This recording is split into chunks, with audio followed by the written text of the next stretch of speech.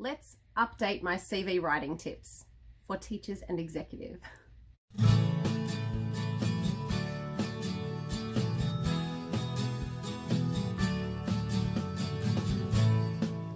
Hi everybody, welcome back to Talk and Chalk. I think we're all used to doing this in front of a camera now after our constant days of Zooming, Skyping, Teamsing, or whatever version that you use. I'm glad to know that we're all connecting still throughout these crazy times, and best wishes to all of my colleagues overseas who are still remote teaching, still remote working, and still doing everything that you need to support your students and your staff during what has definitely been a difficult year. As we head into the end of 2020 though, we are noticing more jobs are coming out in different areas, and a lot of people have been going back to my older videos with CV writing tips, EOI writing tips, etc. And some of those things have been updated in the last couple of years. I think my CV writing video is maybe 2 years old now, so it's time to refresh and give you some additional perspective that I have learned over the last 2 years as well. So for those of you who are new to the channel, welcome. I don't sell you anything, I don't spam, this is all free, the channel is not monetized. I share on social media, so I'm on Facebook and Twitter and Pinterest and Insta, where I share all of these things. And for those of you waiting for my 2021 free teacher planner, it's coming soon, trust me, it's coming soon, and I am just as excited as you guys. So what I'll be doing today is I will be going through a lot of the same points that I did have in those previous videos. So if you've watched them before, you're going to hear some things repeated, and my apologies if that gets boring for you, but for those of you who are new, hopefully this will be extremely beneficial for you. I will be adding some extra tips in there that obviously I've gained perspective of over the last couple of years. So I will be switching the screen soon to just show you some example things on the screen. You may want to watch this on a laptop so that you can see that detail a bit bigger. Hopefully if you're still on a phone, you might be able to see these things as well. So for those of you who are new to the channel, I'm Beck. I'm currently a Deputy Principal Instructional Leader. I'm in the New South Wales Public Education System, and this is my 18th year of being in teaching. Still love it to this day. I love being in the classroom, but most of all, obviously, I love helping you guys. And whether you're a beginning teacher, experienced teacher, executive, aspiring executive, or maybe you're like me and starting to think about those principal standards and what you're working towards, hopefully everything is helpful for you. Just keep in mind that my perspective comes from the New South Wales public system. So if I'm referring to documents and stuff, which I will do today, that's the knowledge that I have. So if you're in a different system, whether it's in Australia or somewhere else in the world, obviously you need to check with your system to make sure that you're meeting the requirements of that system and the job application writing requirements that they may have. But hopefully the style of writing and the information that I give you today might help you get just some really deep insights into how you can present yourself best on paper. Because let's all admit it, this is hard. This is a hard process to think about yourself in such a positive, wonderful light and then convey that onto paper for a panel of people to read and not feel like an a-hole. That's the hard part, is you feel like you're full of yourself, like you love yourself. But ideally, that's kind of what you need to do to get yourself across the line and make sure that your application stands out amongst what could possibly be hundreds of applications. So I've pulled out the trusty notebook, which I found I had lost it for a while, and I've gone back to all the different notes that I had made and the current notes that I have from some presentations that I've been giving in recent years around writing job applications. So if I'm looking down, not staring at my sweatpants, I'm looking at my notes, and I'll let you know when I'm about to switch screens so that you can be prepared for some of that text to come up as well. So let's look at some of the key things here when we're going for jobs. Obviously, whether you're a beginning teacher or whether you've decided, you know what, I need a change. When you're looking for these jobs, and in my system, we have Teach New South Wales that will advertise those jobs, or there is SchoolBiz that will advertise for EOIs, which is an expression of interest, and that's for a temporary position. That could be for a classroom teacher, that could be for the business manager, or it could even be all the way up to the principal to express your interest in that position. Now, when you're going for these jobs, I personally don't recommend applying for everything and anything that's out there. One, it will tire you out. Writing those applications over and over and over again is draining, and it limits your ability to write a solid application. So really pick schools that you know have the same values as you, have the same ethos as you. And yes, even though we're all in the public education system or whatever system you're in, and have that standard value across the board, each school will have its own context and its own values. So for example, in my community, very strong Aboriginal, very strong Asian community as well. So those values in there sit around those cultures, those customs, and what tradition they bring to the table as well. Very different contexts if you're sitting somewhere else and those cultures don't exist in your school. They might be elsewhere, or they may not be as prominent. So I always recommend go to the school website, have a look at the school, even have a look on the map, see where it is, make sure it's within traveling distance or if you'll have to move. And when you go for that job, I recommend going to the newsletter section. This is the part where you're going to see what the community is like, what kind of communication they have, how open it is. Are they just sharing the calendar? Is there lots of student work?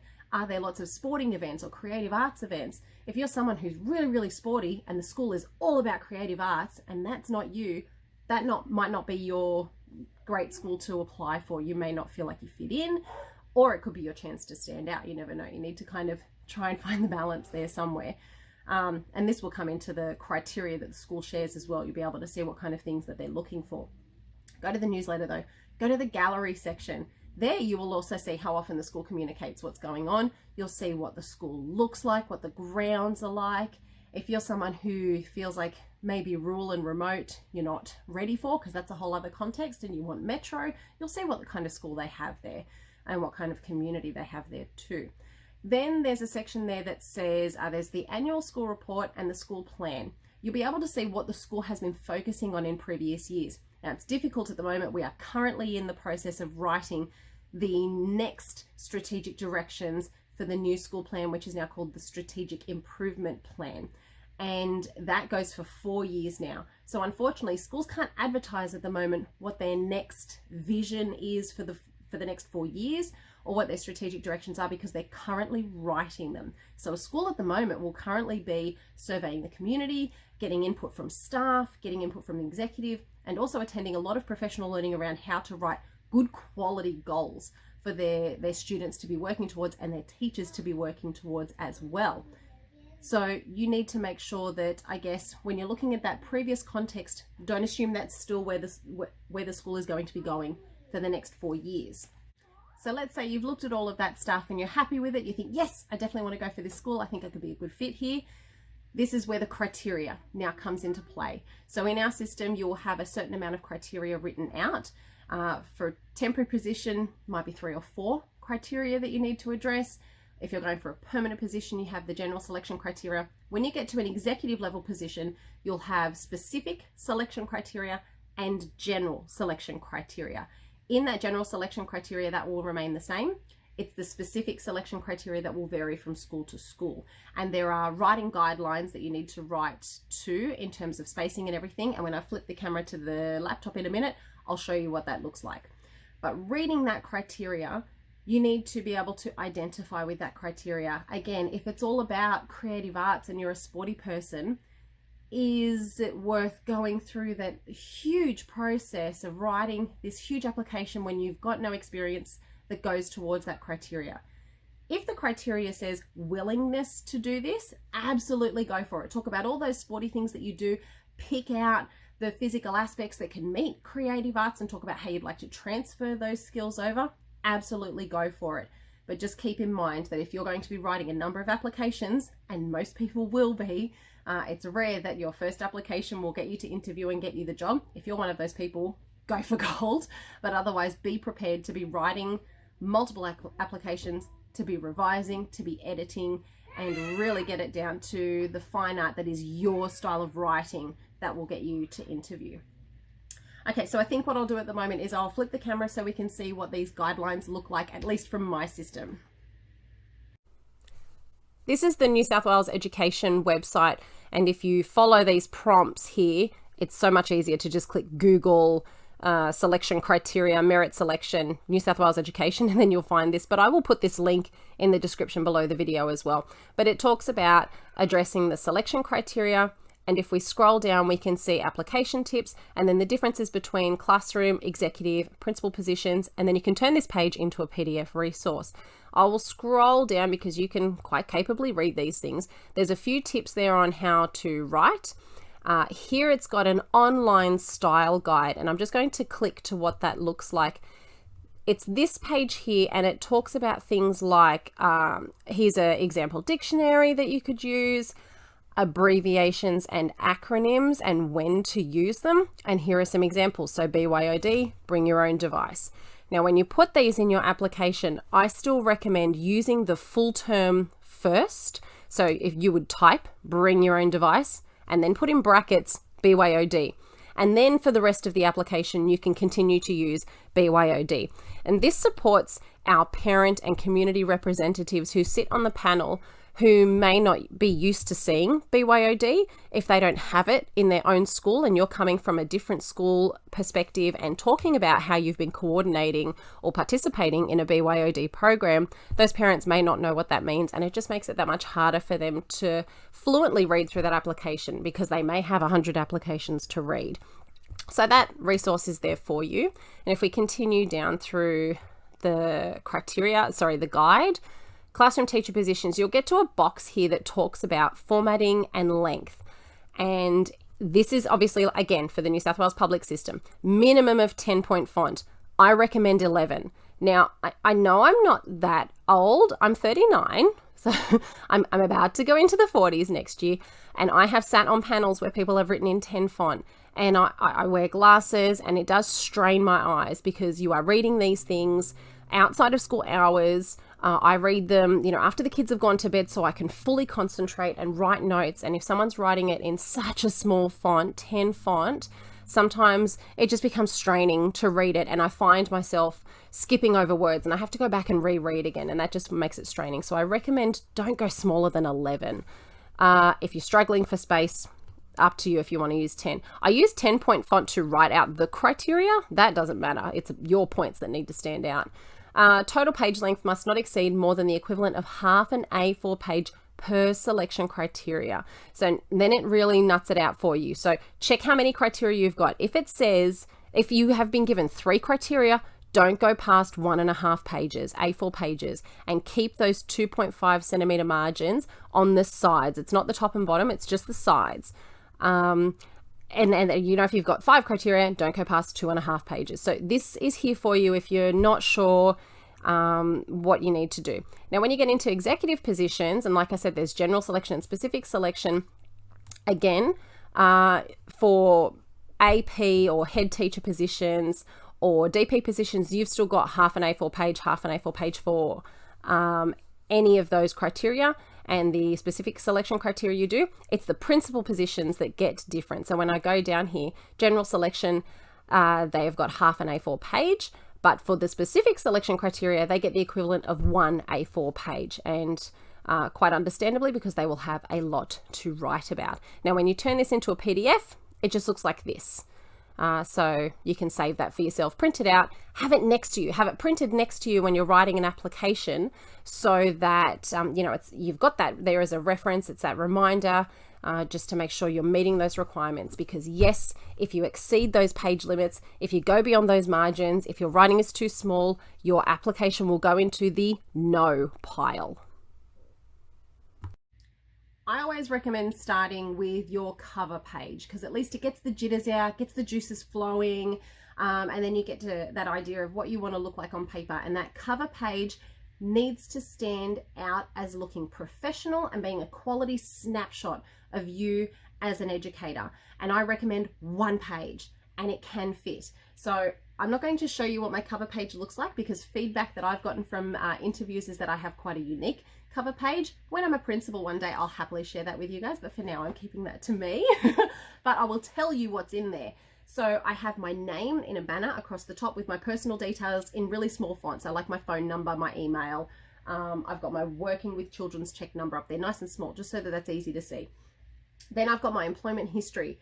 Now for me, because I've been teaching so long, I don't put all the classes that I've taught. I literally put the date, the school that I was at, and a line with my responsibilities. Date, school, line of responsibilities, and again, date, line, school and my responsibilities. That's it. And literally, if I've taught K to 6, I'll just put K to 6. I'm not going to say I taught you 2, and then I taught you 3, and then I had a 4-5, and then I had... No, none of that. If you are a brand new classroom teacher though, and you need some space to fill out and you want to put those details in there, absolutely go for gold. That's a spot for you to do that. And you can put down the different classes that you've had if you've had additional responsibilities. Then what I put down is notable professional development or training. This is not mandatory training. I think I can hear my son playing out in the backyard near the window. I'll persevere. So not your anaphylaxis, not your child protection. Everyone has to do that. There's no point wasting space on that stuff when you have to have it to be employed, at least in my system. We don't need that stuff. We just need to know that you've done it. The principal will be able to check on a system, I think it's ECPC. Yes, you've done it, tick, you're fine.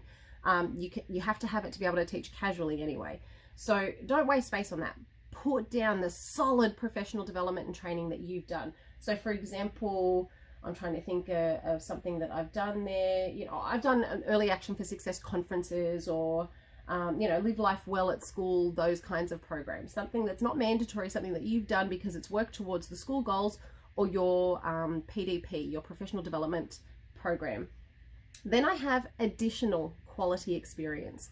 That section is where I put down all the sport coaching that I did, all the committees that I belonged to, any responsibilities or coordinator roles that I had, choir, dance, all of those things go in that section. And then at the bottom, I have my 3 referees and I have them listed as their title, their name, their phone number and the school that they're at.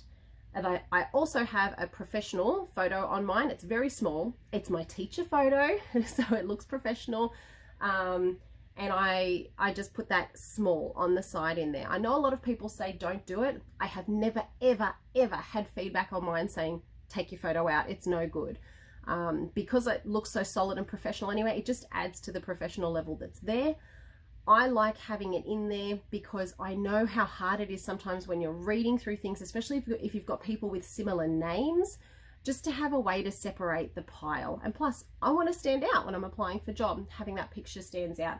Please don't use a Facebook profile pic with your leather jacket, you know, flipping the peace sign or something. That does look unprofessional. Don't do it. Just my recommendation. Okay, moving on. So once you've got your cover page, or at least you think you've fleshed it out well enough, start looking into the criteria. The way I recommend looking at the criteria is making sure you're breaking it into those pieces and then analyzing each criteria, and you really do need to break it down. So to do that, let's flip back to the laptop.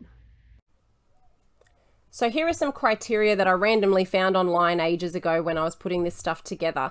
What I've done is I've copied it down here at the bottom and underlined the separate parts of this. It's really hard to see sometimes when you're online and they don't take that new line.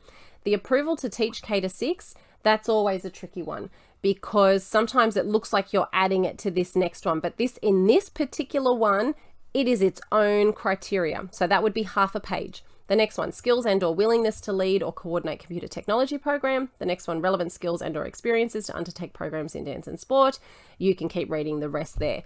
So the biggest key points I can see here are skills and or willingness, relevant skills and or experiences. So you can tell the panel have gone, we would really like someone to be able to take this stuff on, but we're not necessarily locking ourselves into someone who has a field of experience and knowledge on this. Maybe they're willing to train and upskill someone who has the willingness to take these things on. So when you're writing to these ones, keep that in mind.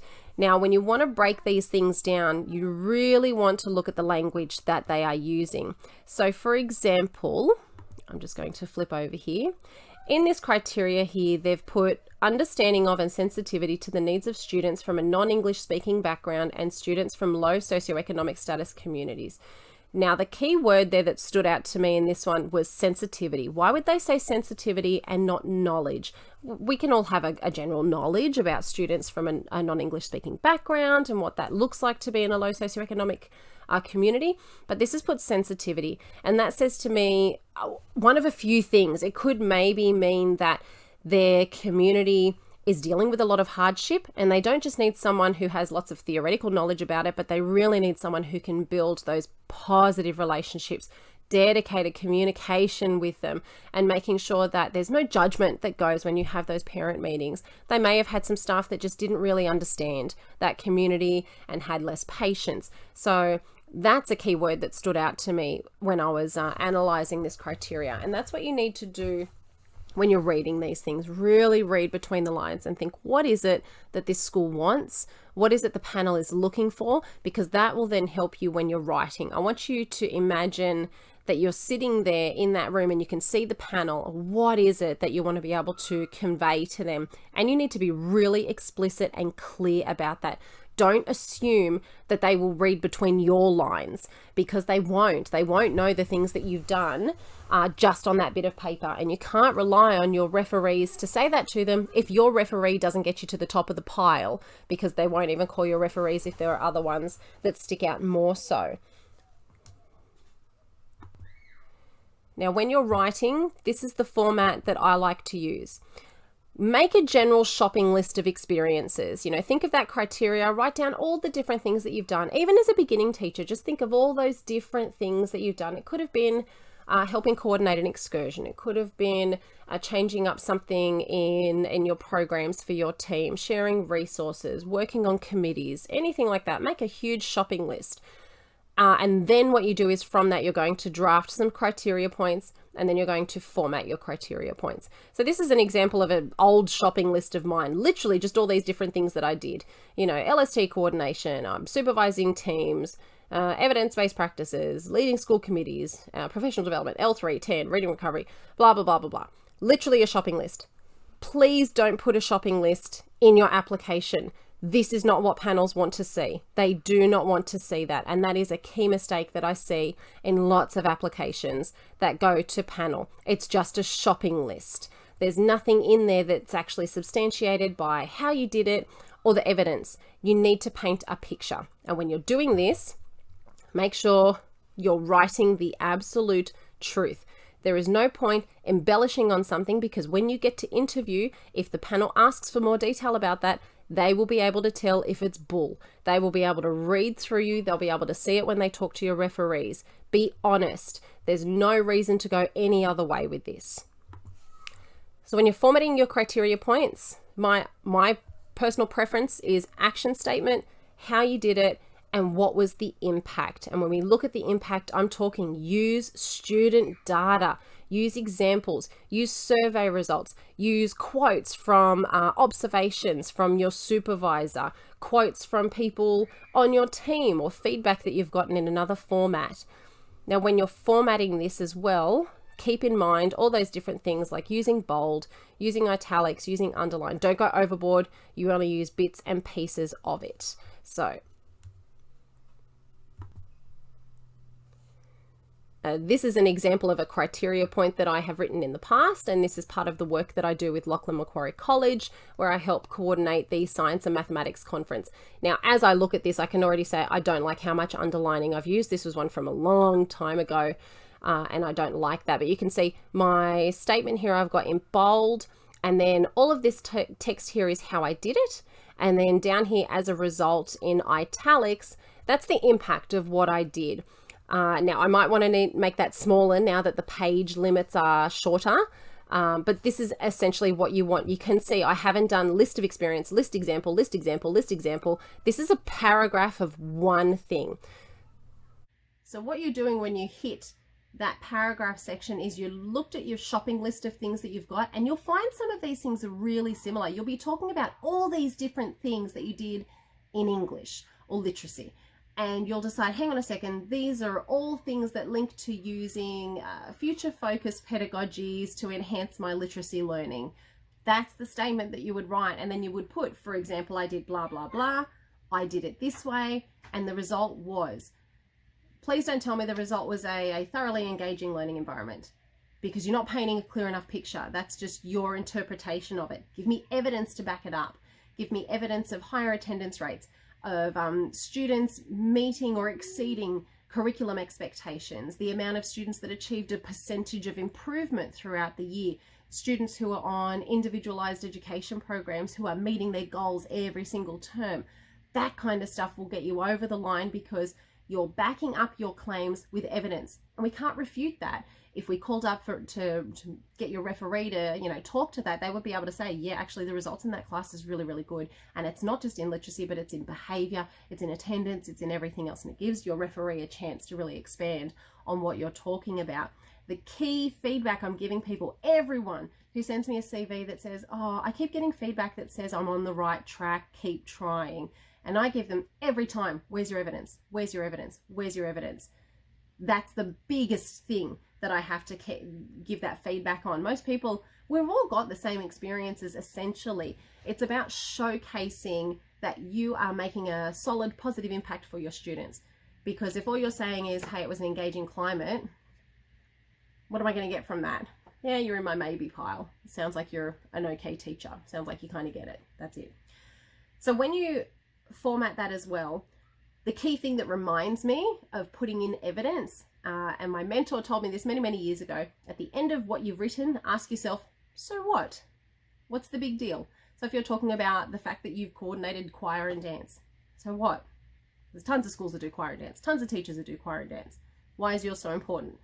One of the key things, obviously, we can't really gauge data so much. A big thing when it comes to performances is giving kids an experience they otherwise wouldn't have had, especially in one of those low socioeconomic communities. So students who have never been to a production before got to participate in one and have an experience that they would not otherwise have had. Think of language like that and making those connections through to the panel so they can see that that's what you do.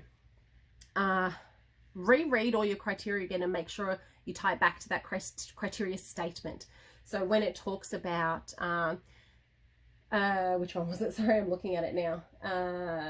So relevant skills and experiences to undertake programs in dance and sport. Make sure it's connecting to that. Make sure you're using that language that connects to that. When you're talking about computer technology, obviously you're talking about digital technologies or coding or something like that, but link it back to that criteria. Reread the criteria again. The biggest thing, or one of the biggest things that I get sometimes is people have utilized similar statements in different criteria. It's like, do you need to talk about that again in that way? So for me doing the conference, I could talk about that in a variety of contexts. I could talk about that for communication and interpersonal skills. I could talk about that in terms of providing quality professional learning.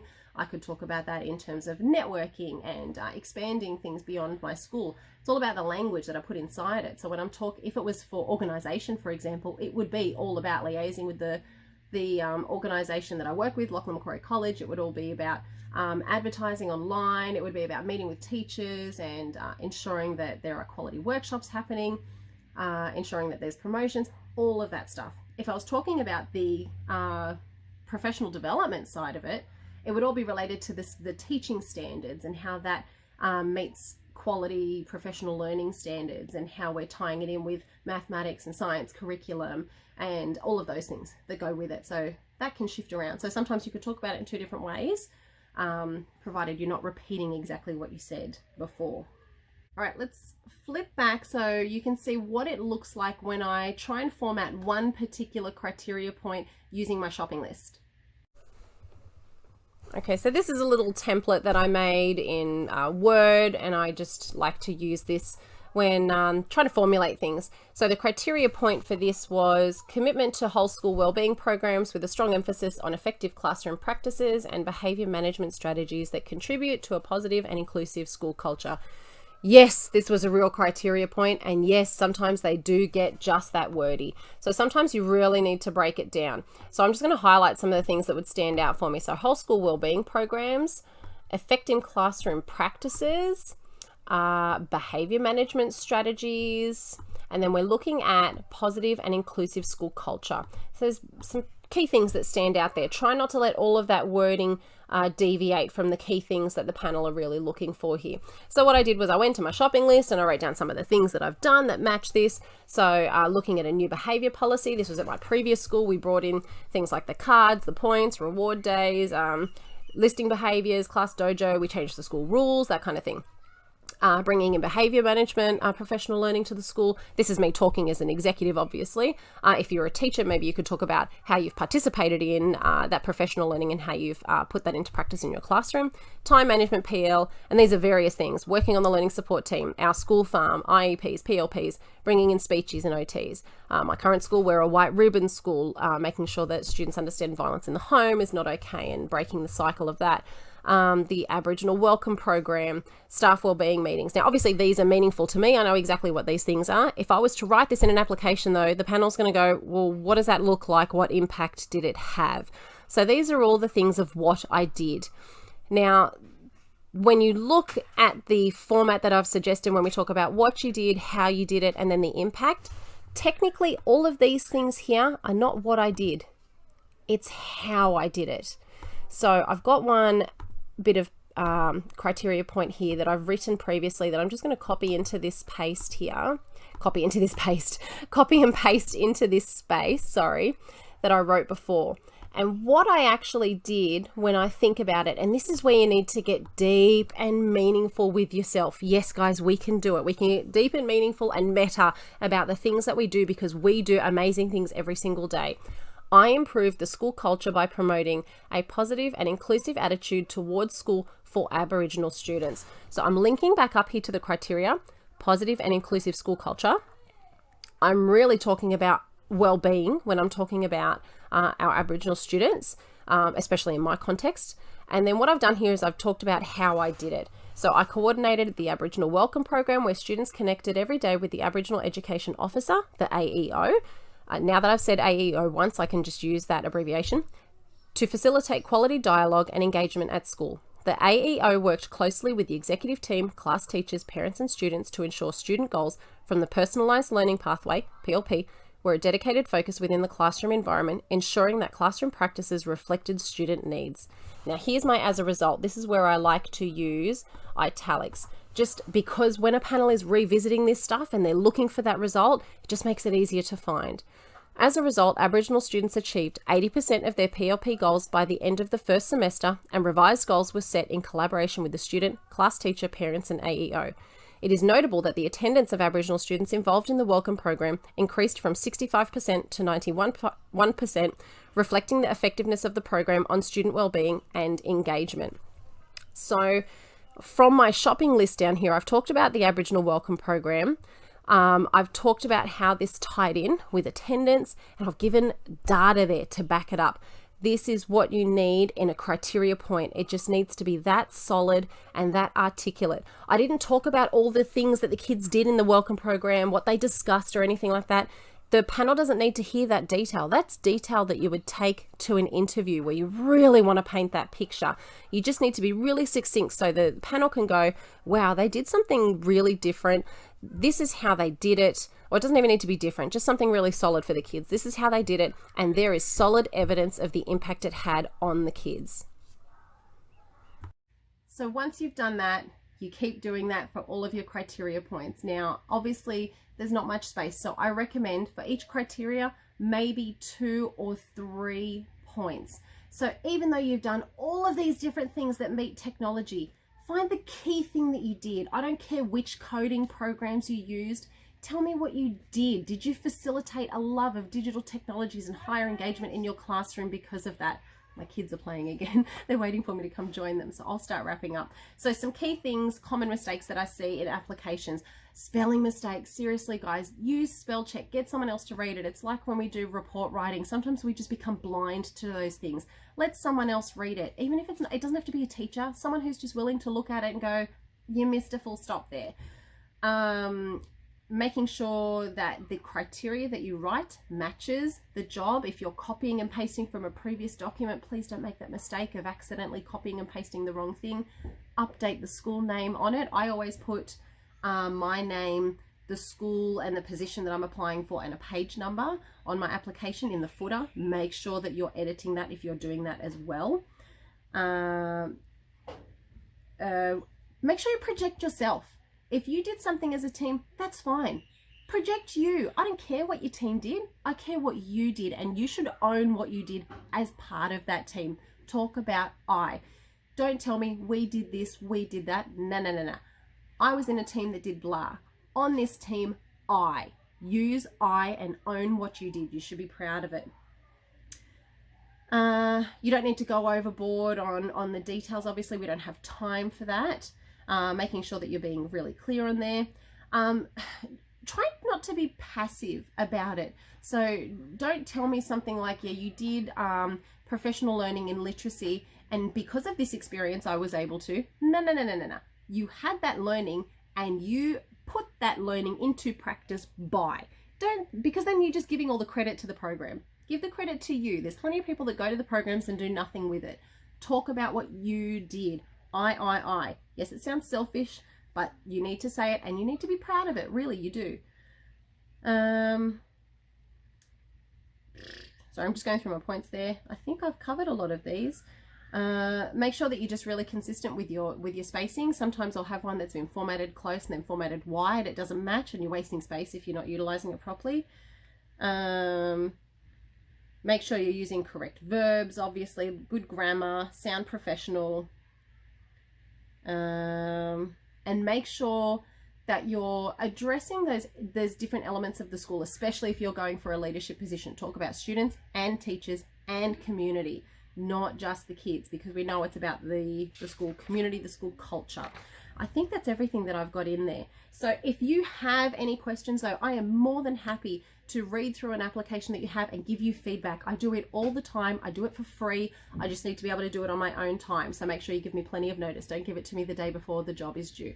But other than that, I will leave another video up here. I will put my button down there. So if you haven't subscribed, click on that to subscribe. And if this is helpful, thumbs up is always appreciated. I will see you soon when I deliver my new 2021 OneNote Planner program. Thanks guys. Bye.